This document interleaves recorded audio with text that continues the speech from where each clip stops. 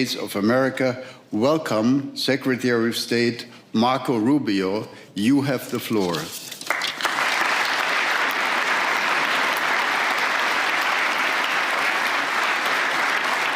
you. Thank you. Thank you very much. We gather here today as members of a historic alliance, an alliance that saved and changed the world. You know, when this conference began in 1963, it was in a nation, actually it was on a continent, that was divided against itself. The line between communism and freedom ran through the heart of Germany. The first barbed fences of the Berlin Wall had gone up just 2 years prior. And just months before that first conference, before our predecessors first met here in Munich, the Cuban Missile Crisis had brought the world to the brink of nuclear destruction. Even as World War II still burned fresh in the memory of Americans and Europeans alike, we found ourselves staring down the barrel of a new global catastrophe, one with the potential for a new kind of destruction, more apocalyptic and final than anything before in the history of mankind. The time of that first gathering, Soviet communism was on the march. Thousands of years of Western civilization hung in the balance. At that time, victory was far from certain. But we were driven by a common purpose. We were unified not just by what we were fighting against. We were unified by what we were fighting for. And together, Europe and America prevailed. And a continent was rebuilt. Our people prospered. In time, the East and West blocks were reunited. A civilization was once again made whole. That infamous wall that had cleaved this nation into two came down, and with it, an evil empire. And the East and West became one again. But the euphoria of this triumph led us to a dangerous delusion that we had entered, quote, the end of history, that every nation would now be a liberal democracy, that the ties formed by trade and by commerce alone would now replace nationhood, that the rules-based global order, an overused term, would now replace the national interest, and that we would now live in a world without borders where everyone became a citizen of the world. This was a foolish idea that ignored both human nature and it ignored the lessons of over 5,000 years of recorded human history. And it has cost us dearly. In this delusion, we embraced a dogmatic vision of free and unfettered trade, even as some nations protected their economies and subsidized their companies to systematically undercut ours, shuttering our plants, resulting in large parts of our societies being deindustrialized, shipping millions of working and middle-class jobs overseas, and handing control of our critical supply chains to both adversaries and rivals. We increasingly outsourced our sovereignty to international institutions while many nations invested in massive welfare states at the cost of maintaining the ability to defend themselves. This, even as other countries have invested in the most rapid military buildup in all of human history and have not hesitated to use hard power to pursue their own interests. To appease a climate cult, we have imposed energy policies on ourselves that are impoverishing our people, even as our competitors exploit oil and coal and natural gas and anything else, not just to power their economies, but to use as leverage against our own. And in a pursuit of a world without borders, we opened our doors to an unprecedented wave of mass migration that threatens the cohesion of our societies, the continuity of our culture, and the future of our people. We made these mistakes together. And now, together, we owe it to our people to face those facts and to move forward, to rebuild.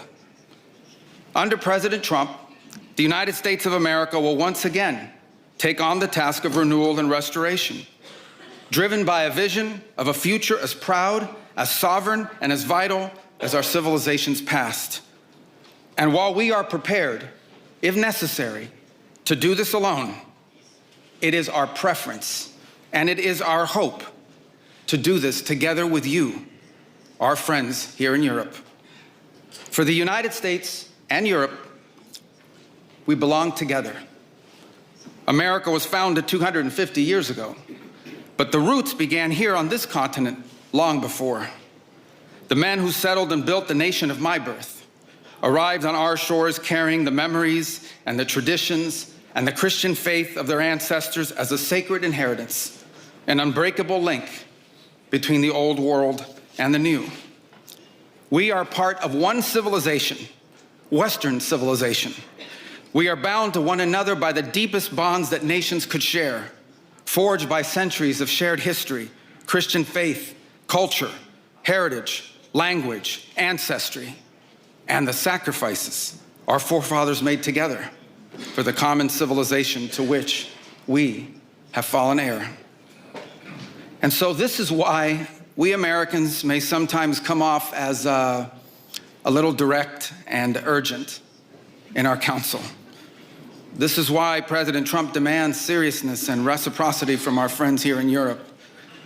The reason why, my friends, is because we care deeply. We care deeply about your future and ours. And if at times we disagree, our disagreements come from our profound sense of concern about a Europe with which we are connected, not just economically, not just militarily. We are connected spiritually, and we are connected culturally. We want Europe to be strong. We believe that Europe must survive, because the two great wars of the last century serve for us as history's constant reminder that ultimately our destiny is and will always be intertwined with yours. Because we know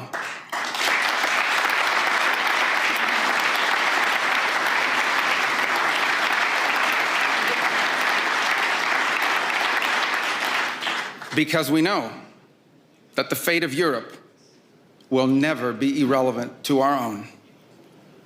National security, which this conference is largely about, is not merely a series of technical questions. How much we spend on defense or where, how we deploy it, these are important questions, they are. But they are not the fundamental one. The fundamental question we must answer at the outset is, what exactly are we defending? Because armies do not fight for abstractions. Armies fight for a people. Armies fight for a nation. Armies fight for a way of life. And that is what we are defending, a great civilization that has every reason to be proud of its history, confident of its future, and aims to always be the master of its own economic and political destiny. It was here, in Europe, where the ideas that planted the seeds of liberty that changed the world were born. It was here, in Europe, which gave the world the rule of law, the universities, and the scientific revolution. It was this continent that produced the genius of Mozart and Beethoven, of Dante and Shakespeare, of Michelangelo and Da Vinci, of the Beatles and the Rolling Stones. And this is the place where the vaulted ceilings of the Sistine Chapel and the towering spires of the great cathedral in Cologne, they testify not just to the greatness of our past or to a faith in God that inspired these marvels.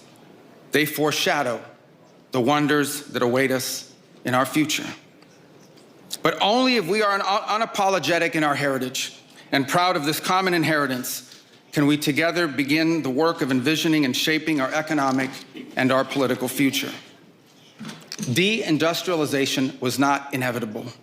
It was a conscious policy choice, a decades-long economic undertaking that stripped our nations of their wealth, of their productive capacity, and of their independence. And the loss of our supply chain sovereignty was not a function of a prosperous and healthy system of global trade. It was foolish. It was a foolish but voluntary transformation of our economy that left us dependent on others for our needs and dangerously vulnerable to crisis. Mass migration isn't some fringe concern of little consequence. It was and continues to be a crisis which is transforming and destabilizing societies all across the West. Together, we can reindustrialize our economies and rebuild our capacity to defend our people. But the work of this new alliance should not be focused just on military cooperation and reclaiming the industries of the past.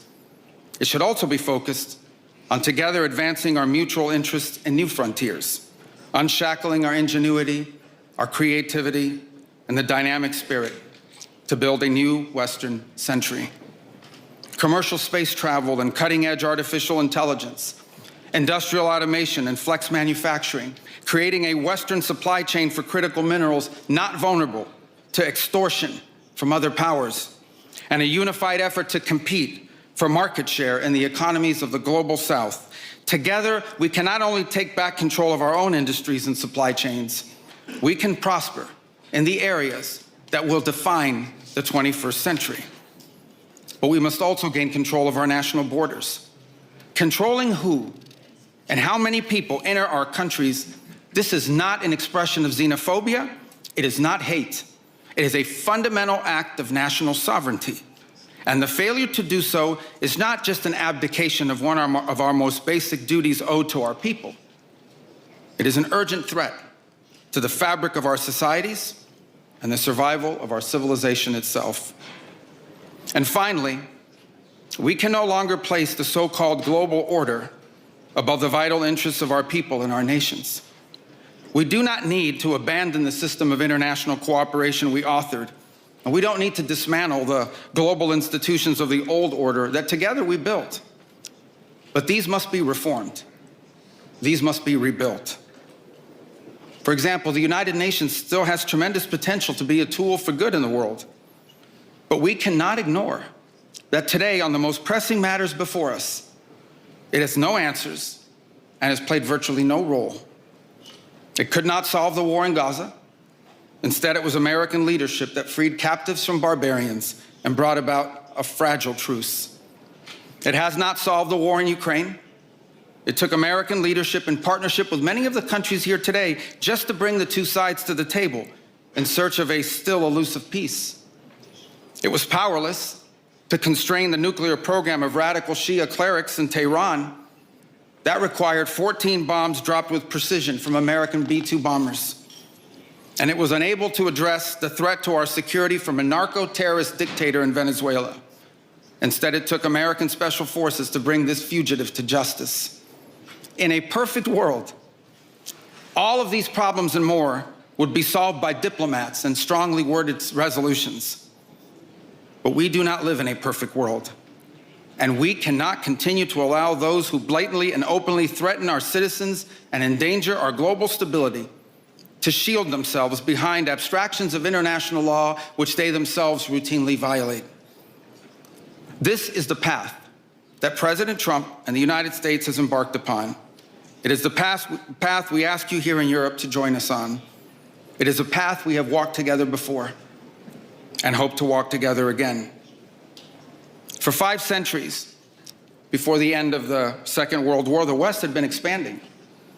Its missionaries, its pilgrims, its soldiers, its explorers pouring out from its shores to cross oceans, settle new continents, build vast empires extending out across the globe.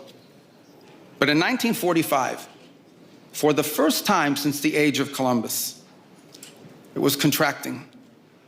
Europe was in ruins. Half of it lived behind an iron curtain, and the rest looked like it would soon follow.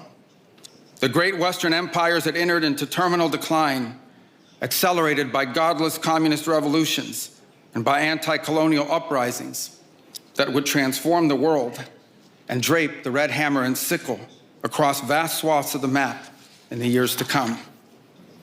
Against that backdrop, then as now, many came to believe that the West's age of dominance had come to an end, and that our future was destined to be a faint and feeble echo of our past.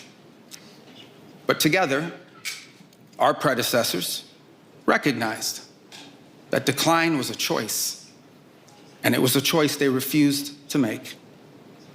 This is what we did together once before, and this is what President Trump and the United States want to do again now, together with you. And this is why we do not want our allies to be weak. because that makes us weaker. We want allies who can defend themselves so that no adversary will ever be tempted to test our collective strength.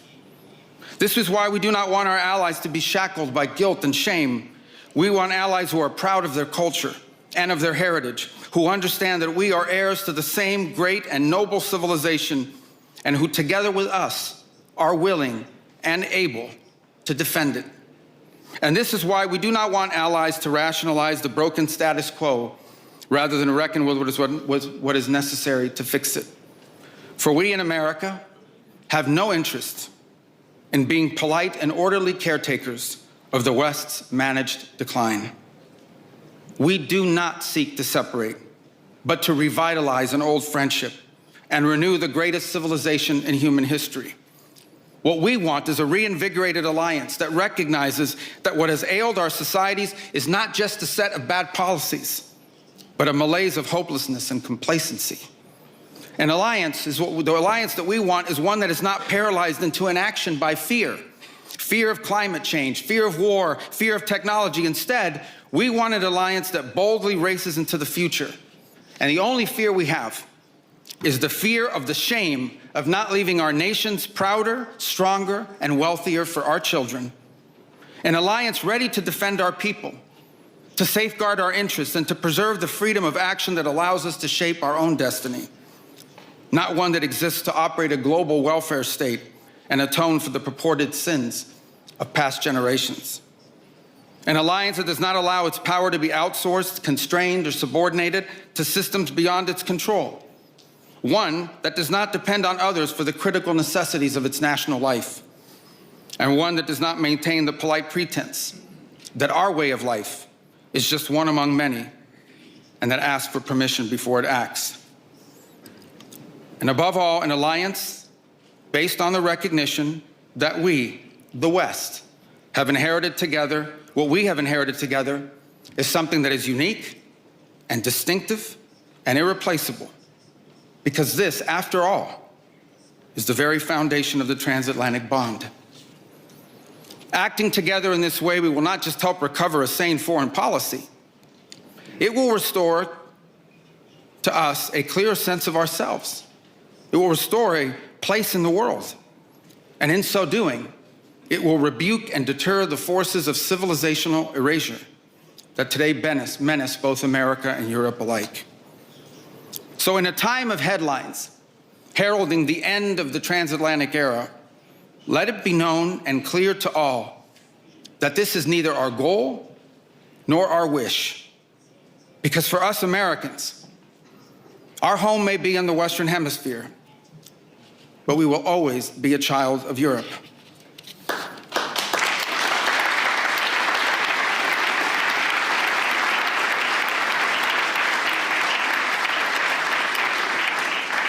Our story began with an Italian explorer whose adventure into the great unknown to discover a new world brought Christianity to the Americas and became the legend that defined the imagination of our pioneer nation. Our first colonies were built by English settlers, to whom we owe not just the language we speak, but the whole of our political and legal system. Our frontiers were shaped by Scots-Irish, that proud, hardy clan from the hills of Ulster that gave us Davy Crockett and Mark Twain and Teddy Roosevelt and Neil Armstrong. Our great Midwestern heartland was built by German farmers and craftsmen who transformed empty plains into a global agricultural powerhouse. And by the way, dramatically upgraded the quality of American beer. Our expansion into the interior followed the footsteps of French fur traders and explorers whose names, by the way, still adorn the street signs and town names all across the Mississippi Valley. Our horses, our ranches, our rodeos, the entire romance of the cowboy archetype that became synonymous with the American West. These were born in Spain. And our largest and most iconic city was named New Amsterdam before it was named New York. And you know that in the year that my country was founded, Lorenzo and Catalina Giraldi lived in Casal Monferrato in the Kingdom of Piedmont, Sardinia. And Jose and Manuela Reina lived in Sevilla, Spain.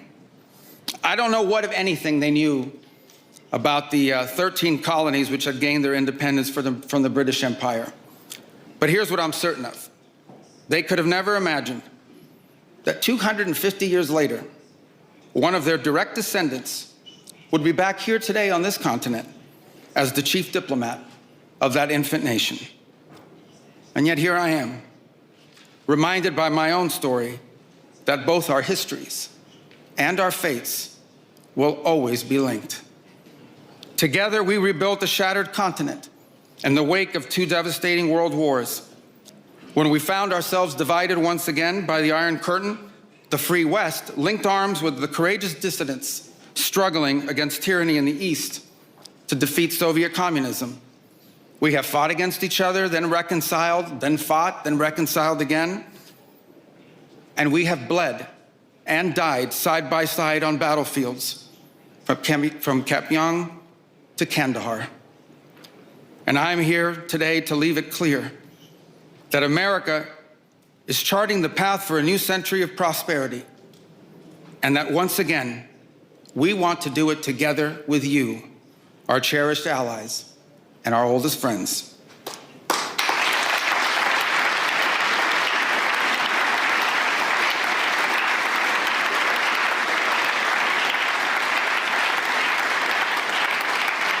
We want to do it together with you, with a Europe that is proud of its heritage and of its history, with a Europe that has the spirit of creation and liberty that sent ships out into uncharted seas and birthed our civilization, with a Europe that has the means to defend itself and the will to survive.